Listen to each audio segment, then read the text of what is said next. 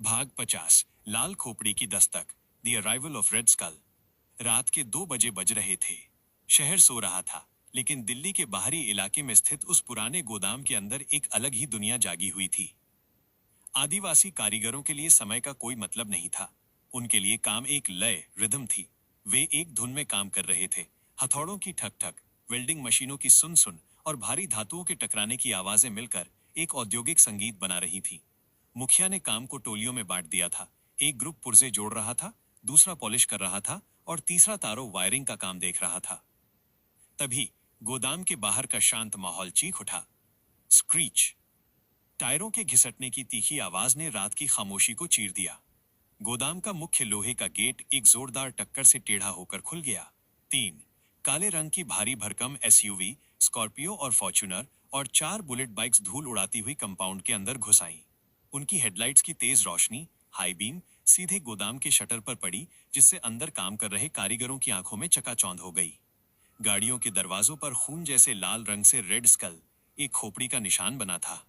कौन है? रहमत ने अपनी आंखों पर हाथ रखते हुए पूछा। गाड़ियों के दरवाजे खुले और करीब 15 हट्टे कट्टे गुंडे बाहर निकले। ये आम सड़क छाप मवाली नहीं थे। ये रेड स्कल गैंग के पेशेवर अपराधी थे, जिन्हें ब्लैकसन ने सिर्फ एक काम के लिए भेजा था, कब्जा और तबाही। उनके हाथों में लोहे की चेनें, कील लगे बेसबॉल बैट, हॉकी स्टिक और कुछ के कमर में देसी कट्टे पिस्टल्स लटके थे। उनका लीडर टाइसन गाड़ी के बोनट पर पैर रखकर उतरा। 6 फुट 4 इंच का कद, सिर मुंडा हुआ और गले में एक मोटी सोने की चेन। उसके चेहरे पर चाकू का एक पुराना निशान था। टाइसन ने एक सिगरेट जलाई और धुएं का छल्ला बनाते हुए चिल्लाया, ओए, सन्नाटा क्यों हो गया? बाजे बजने चाहिए, क्योंकि आज से इस गोदाम का मालिक बदल गया है। उसने अपने आदमियों को इशारा किया। 2 गुंडों ने आगे बढ़कर एक कारीगर के हाथ से वेल्डिंग मशीन छीनकर जमीन पर पटक दी। रोहित, जो एक कोने में लैपटॉप पर कोडिंग चेक कर रहा था, की सांसें अटक गईं। उसने बड़बड़ाते हुए कहा, हे भगवान, राघव भाई, तुम कहां हो? ये तो साक्षात यमदूत आ गए हैं। वो धीरे से एक भारी जनरेटर के पीछे खिसक गया। भाग 51 बारूद बनाम मिट्टी, गन पाउडर वीएस अर्थ। गोदाम के अंदर प्रताप और उसके 4 आयरन शील्ड कमांडो तुरंत अलर्ट मोड में आ गए। प्रताप ने स्थिति को भांपा। दुश्मन संख्या में ज्यादा है और हथियार बंद है। पोजीशन लो, प्रताप ने वॉकी टॉकी पर अपने साथियों को आदेश दिया। उसने अपनी 9 मिलीमीटर सर्विस पिस्तौल निकाली, सेफ्टी हटाई और टाइसन के माथे का निशाना साधते हुए आगे बढ़ा। प्रताप का मकसद साफ था, लीडर को गिरा दो, बाकी भाग जाएंगे। वो ट्रिगर दबाने ही वाला था कि तभी एक मजबूत खुरदुरा हाथ उसके कंधे पर पड़ा। उस पकड़ में इतनी ताकत थी कि प्रताप को रुकना पड़ा। प्रताप पलटा। वो आदिवासी मुखिया था। उसके चेहरे पर कोई डर नहीं था, बस एक अजीब सी शांति थी। उसके हाथ में एक भारी जंग लगा लोहे का पाना, हैवी रेंच था। रुक जाओ प्रताप भाई, मुखिया ने बहुत ही धीमी और भारी आवाज में कहा।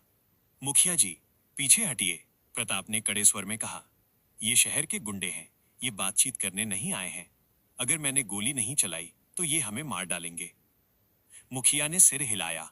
अगर तुम गोली चलाओगे तो पुलिस आएगी, तुम्हारा काम, प्रोजेक्ट रुक जाएगा, तुम्हारा नाम खराब होगा, राघव बाबू का नुकसान होगा। प्रताप हैरान रह गया। एक जंगल का आदमी इतना रणनीतिक स्ट्रैटेजिक कैसे सोच सकता है? मुखिया ने अपनी मूंछों पर हाथ फेरा। तुमने हमारे जंगल को बचाया था, तुमने हमें रोटी दी। आज हमारा कर्ज चुकाने का दिन है।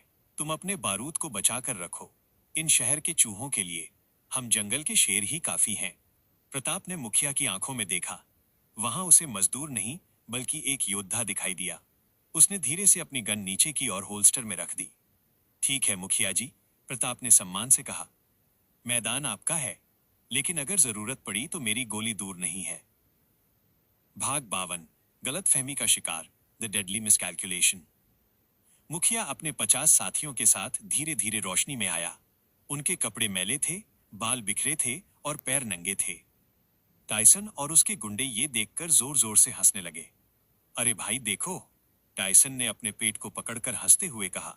हमें लगा था यहां कोई सिक्योरिटी होगी, ये तो स्वच्छ भारत अभियान वाले मजदूर निकले। ए बुड्ढे, ये पाना रेंच नीचे रख दे, वरना इसी से तेरे दांत तोड़ दूंगा। मुखिया रुका नहीं, वो चलता रहा। उसके पीछे चल रहे 50 कारीगरों ने अचानक अपने हाथों में काम करने वाले औजारों को कसकर पकड़ लिया।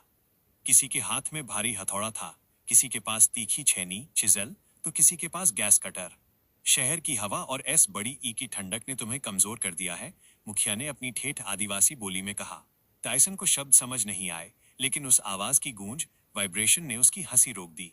जंगल में हम शेर से नहीं डरते, मुखिया ने टाइसन की आंखों में आंखें डालकर कहा। तो तुम गीदड़ों की क्या औकात? टाइसन का ईगो चोटिल हो गया। मारो सालों को, हड्डियां तोड़ दो सबकी। गुंडे अपने हथियार लहराते हुए आगे बढ़े। उन्हें लगा ये आसान शिकार है। यही उनकी जिंदगी की सबसे बड़ी गलती थी। भाग 53। गोदाम में गोरिल्ला युद्ध, guerrilla warfare in the warehouse. जैसे ही पहला गुंडा मुखिया पर बेसबॉल बैट लेकर लपका, मुखिया अपनी जगह से हिला नहीं। ऐन मौके पर मुखिया ने अपना सिर हल्का सा झुकाया।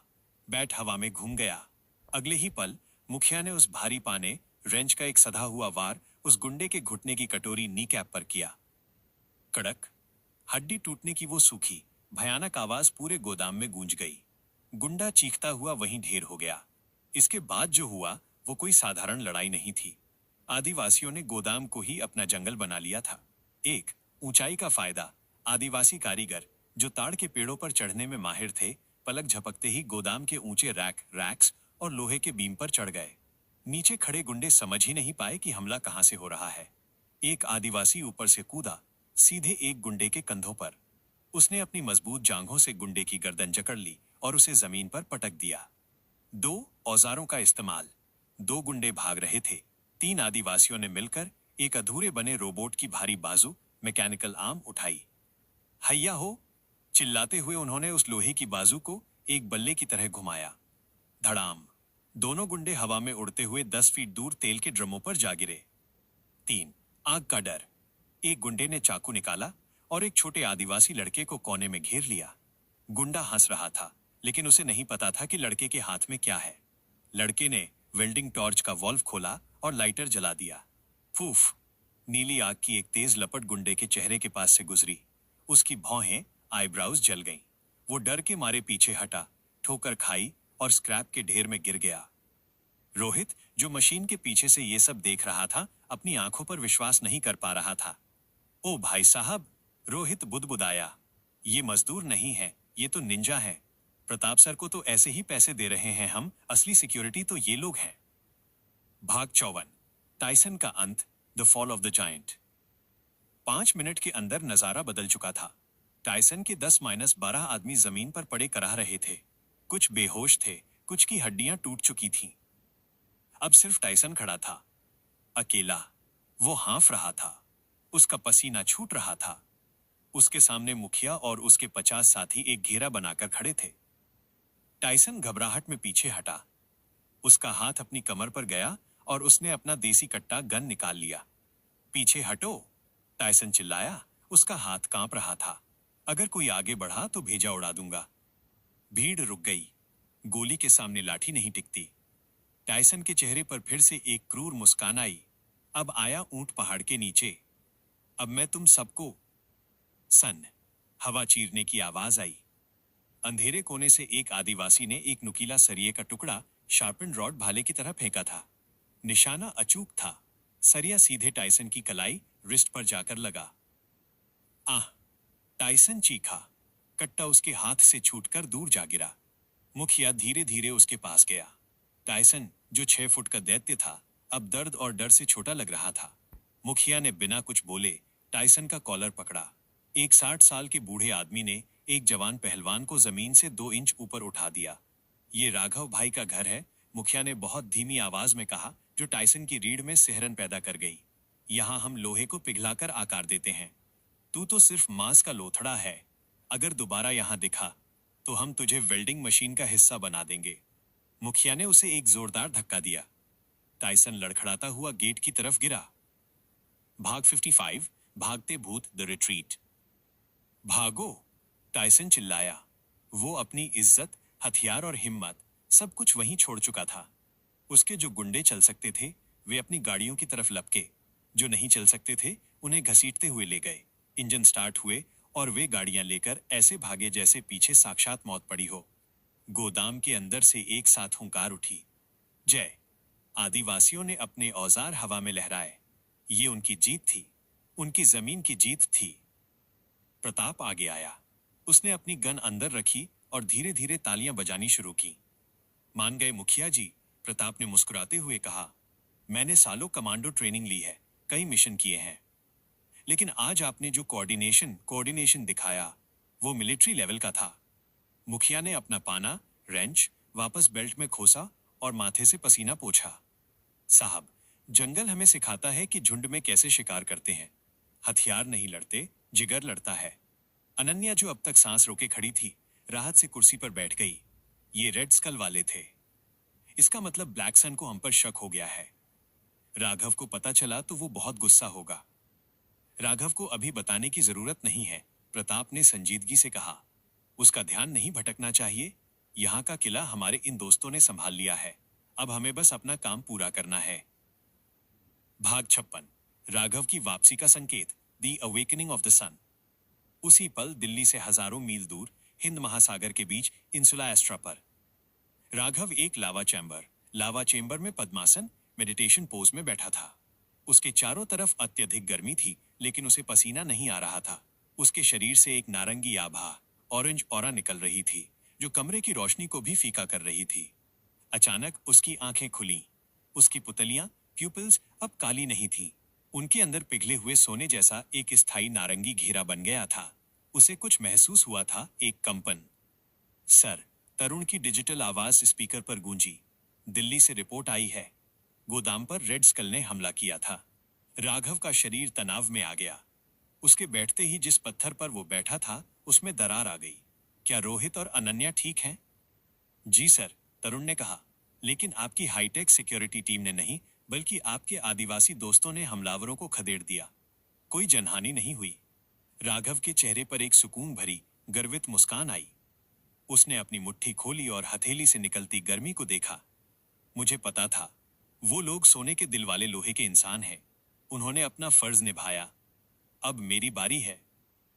राघव खड़ा हुआ।